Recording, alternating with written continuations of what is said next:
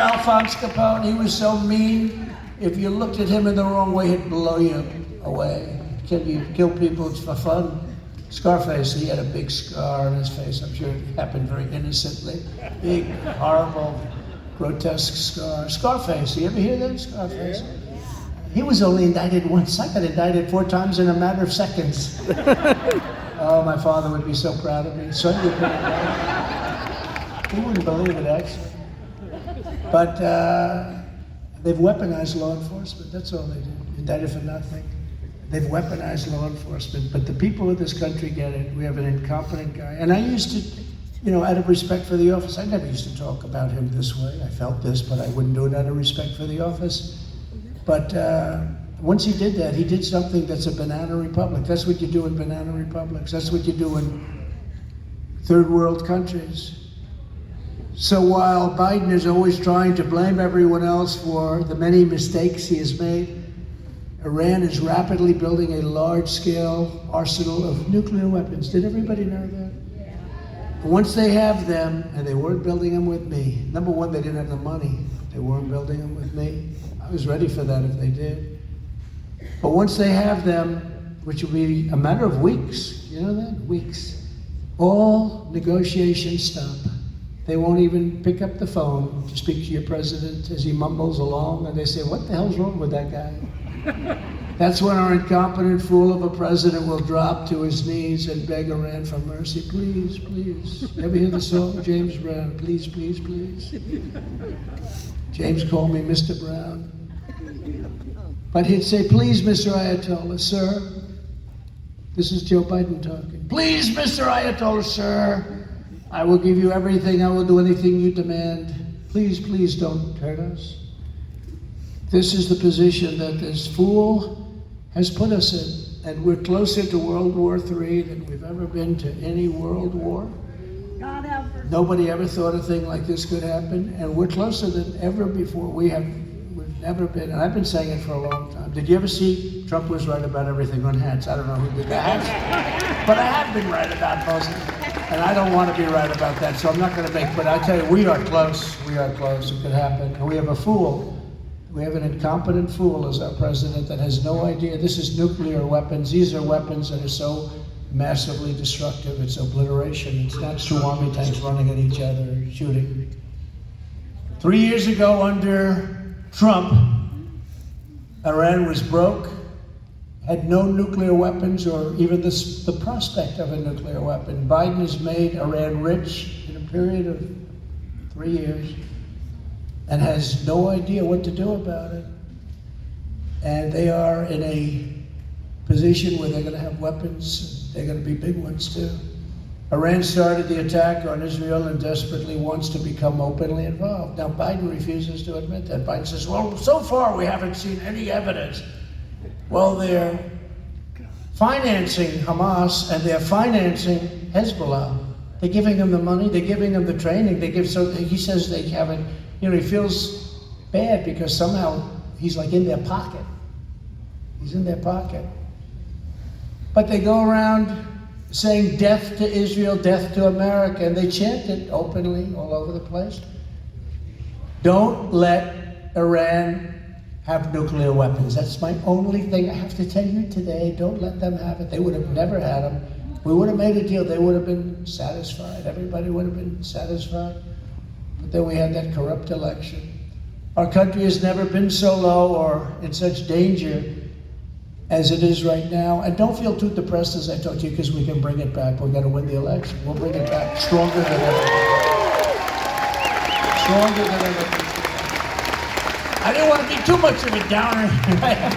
I have to hit you with a little positivity, right? I got to give you a little bit. We'll be stronger than ever, but we got to win this election.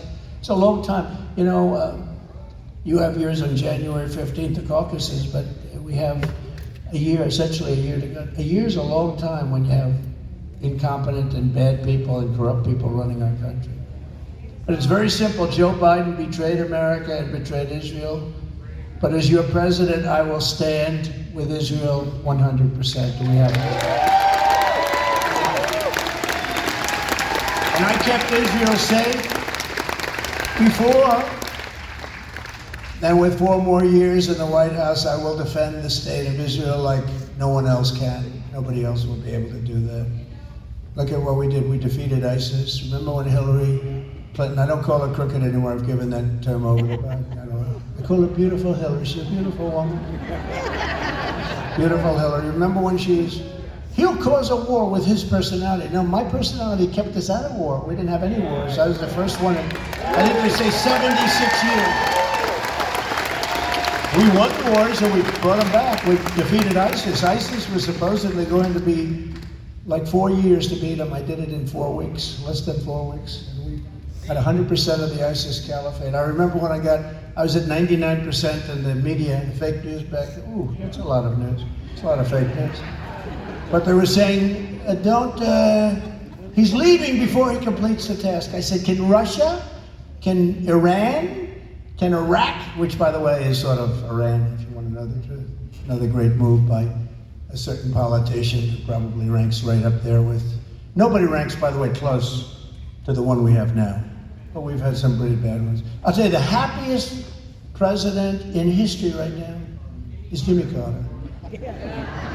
Because I would say he was a brilliant president by comparison to crooked Joe Biden. I would say Jimmy Carter was a magnificent, brilliant, he was George Washington compared to this guy. But he's a happy man, that's good.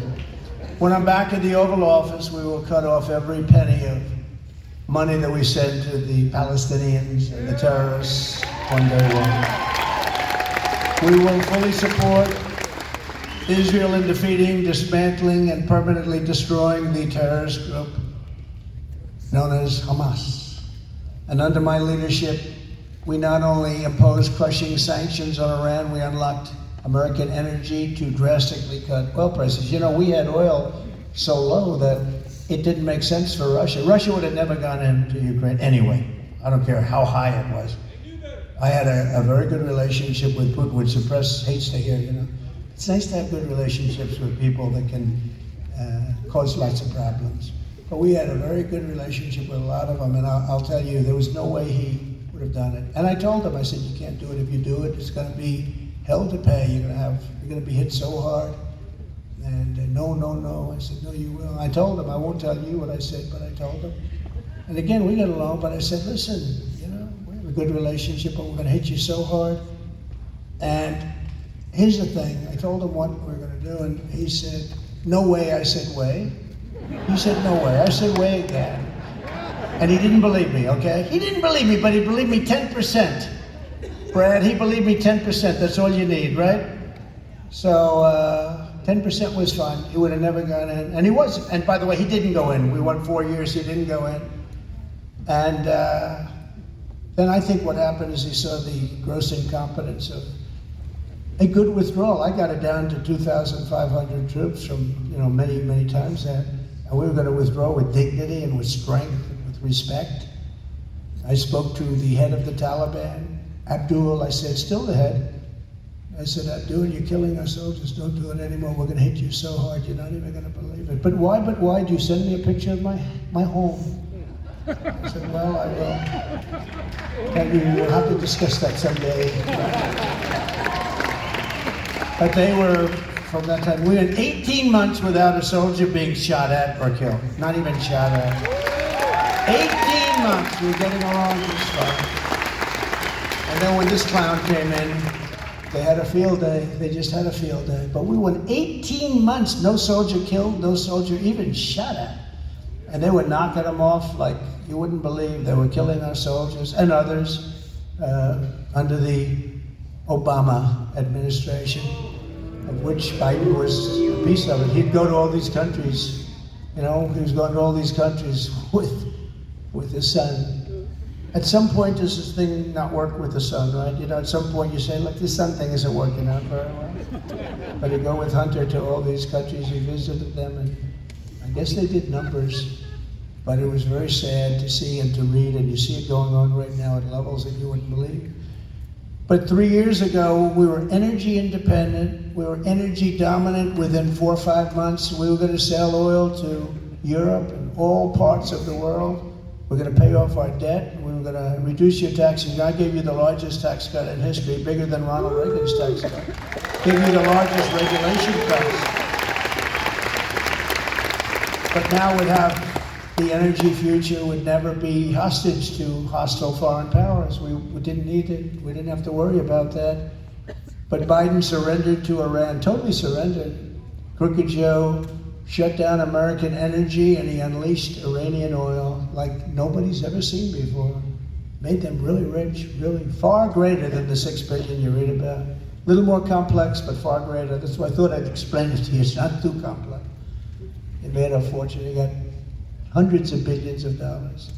On day one, I will shut down Iranian oil, and I will unleash American energy like it's never been unleashed. We were ready to do that. We had it. And we will drill, baby drill. Is that okay? Remember I told you in Iowa, I said, go out and buy bigger tractors and more land, right? That's what I said. Just go back. And that's what happened. I made a deal with China, the only one to make a deal with China. It's funny, I told this story before. I heard my people, I said, how much money is it that we're talking about? Because China took tremendous advantage of our country, especially with the farmers. I said, what's the number? He asked Sonny Perdue, Secretary of Agriculture. I said, what's the number? He said, 28 billion, sir. It's 28 billion. I got you $28 billion from China. That's what I asked for. So I don't want to get greedy. 28 billion from China. That's why when they say, sir, please don't talk that way when you're in Iowa. It sounds like you're so arrogant. And you shouldn't do it. I said, but I have to. Because I said, there's no way I lose Iowa. I got their farmers $28 billion for Nebraska and Iowa, Wisconsin, any farm state. They got a lot of money. They got that money they couldn't believe. Who else would have asked China? I'm sorry, you got to give us $28 billion. Now we got hundreds of billions of dollars for the country. I took the $28 billion out of that. No other president got 10 cents from China, not 10 cents. I got hundreds of billions of dollars from China. They weren't particularly in love with me, but I actually got along very well with President Xi until COVID, in which case, that was a case too far. But most importantly, we will keep the radical Islamic terrorists the hell out of our country. Like I did for 4 years. Like I did for 4 years, I kept them out, right? I wouldn't have said it, I told you I wouldn't have said it. In 3.5 years, I wouldn't have said it 1 month short. I didn't want to talk about it, but right after we got out, I said, for 4 years, you had no problem. The atrocities in Israel are a horrific reminder that immigration security is truly national security. It really is. It's national security. We have people coming into our country now that are the same people in many cases as did what they did 2 weeks ago in Israel. The purpose of U.S. immigration law is not to protect the world, it's to protect the United States of America. We have to protect our own country.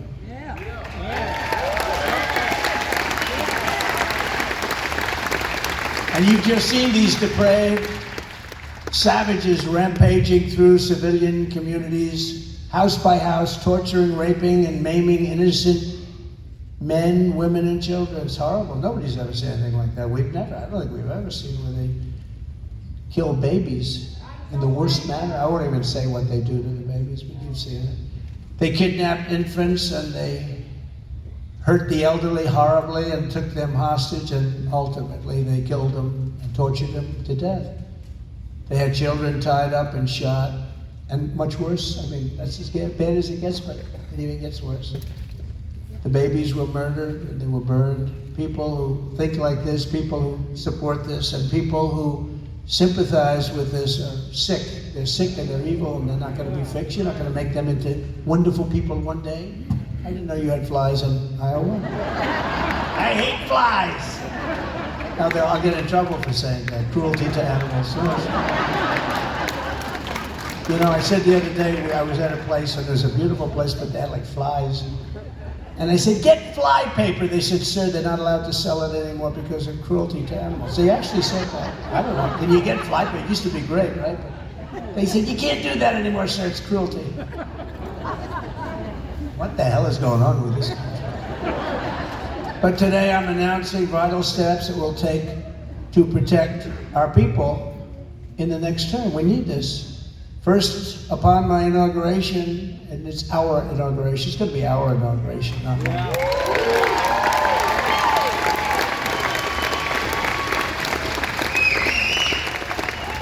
You know, when I ran for president, I said this is going to cost a lot of money. I had no idea it was going to cost this much, but I don't care. It doesn't matter, because what we've done is so incredible, and what we'll do is, in a certain way, I think even more important, because they've shown how bad they are. They've shown how sick they are. They've shown how incompetent they are.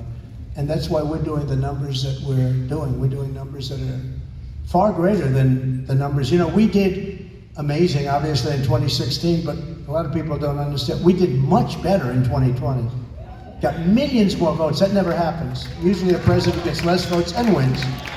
I got numbers that nobody believed, and was told by the biggest pollsters, Fabrizio, McLaughlin, "Sir, have you got 63 million votes again?" It's a landslide. I said, well, that's good. We got millions and millions more votes. No president's ever gotten more votes, I mean, by a number, I think 2 or 3 times, what anybody else has ever gotten over the previous term. And then they said, we lost the election. Oh, really? No, they used COVID to cheat. They did a lot of things that were terrible. Terrible. They went up, they didn't use legislatures. They stuffed ballot boxes. All you have to do is look at 2,000 mules, right? They stuffed the ballot box. You notice the way those books have all disappeared? Somebody said, you know, I can't get the book on 2,000 mules. I can't get the tape. I can't get the book. They want to get rid of all that stuff because they understand it. But as I've already said many, many times before, I will immediately reinstate and expand the wildly successful Trump travel ban on entry from terror-plagued countries, territories, and places. We're going to, they ended it. And it just kept us safe. We wouldn't let people come in from certain countries where there's tremendous terror. Makes sense, right? If you're coming from somewhere full of people who want to kill Americans, we will not let you in. We worked very hard on that. We had the greatest border, most secure, safest border in the history of our country. We built 561 miles of wall. Nobody likes to say that. You know what they do is, if there's like a board laying there from 50 years ago or 100 years ago, 2x4, that's rotted, they'll say, it wasn't a new build, it was renovation. If they had steel rotting in the sand that was a foot tall, that was ready to fall over, or fell over, they would say, oh, that was a renovation. Now, we did a great job with the wall. We did a great job with Mexico, too. They gave us 28,000 soldiers free. You know, when I say Mexico will pay for the wall, they paid for much more than the wall. They gave us 28,000 soldiers free. And when I asked it for the soldiers, I said, look, you've got these caravans, they're pouring through Mexico, and you know how to stop them. You got to stop them. And I had a great relationship with the president of Mexico. He's great guy. He's a socialist. As I say, you can't have everything. But he's a great guy, very popular too in Mexico. And I said, you have to give us 28,000 soldiers while we're building the wall. He said, I can't do that. He gave me his top people. We'd started negotiating. One man, very smart, he was the top person in all of Mexico. I said, you got to give us 28,000 soldiers for the border. He laughed at me. What, are you kidding? I said, free of charge, by the way. He said, why would we do a thing like that? I said, you got to do it. The woman at the State Department, you've heard the story, sometimes I'll tell it. It's a little long, but it's sort of cool. But you've heard it, where a woman at the State, who was really good, but she never won, she said, I've been in charge of Mexico for like 20 or 25 years. She said, we've negotiated with them for years, they'll never do that. Not only that, end, catch, and release into our country, remain in Mexico, little things like that, Title 42, all these, having to do with sickness. We have people coming in with infectious disease that's unbelievable, what's happening. Infectious disease, a big problem. And a lot of Americans are getting sick because of what's happening at the border. But I said to him, no, you have to do it. He said, no, we won't do that. I said, yes, you will, 100%. I looked at him, I said, 100% you'll do it. He didn't know what the hell I was talking about. He said, no, we're not going to do that, sir. He said, yes, you will. Here's the story. It's Friday at 4 o'clock. On Monday at 7 in the morning, every single car that you make, which is millions of cars, they took 32% of our automobile business. And by the way, the United Auto Workers ought to vote for Trump because their union is selling them down the tubes, okay? Their union is selling them down the tubes with this whole electric car fantasy.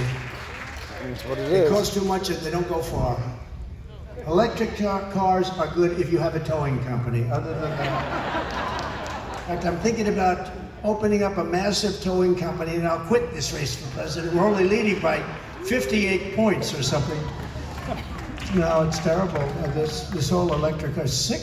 It's sick. They don't go far. It's good if you want to go to the grocery store, take a quick little drive. You know, they say the best thing about an electric car, the first 10 minutes, you feel great. The next 45 minutes, you're worried about where the hell am I going to get a recharge? So it's a problem. But they don't go far, and they're very expensive.